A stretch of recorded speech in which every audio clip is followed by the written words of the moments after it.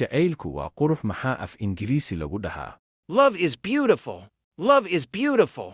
Jacaylku waa dulqaad maxaa af Ingiriisi lagu dhahaa? Love is patient. Love is patient.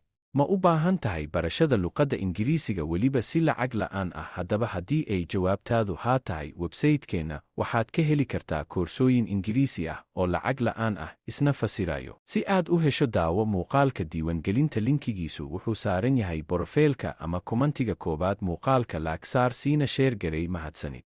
Jacaylku waa naxariis maxaa af Ingiriisi lagu dhahaa? Love is kind. Love is kind.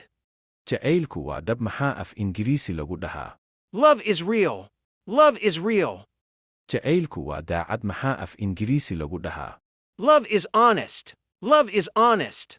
Jacaylku waa kalsooni maxaa af Ingiriisi lagu dhahaa? Love is trust. Love is trust.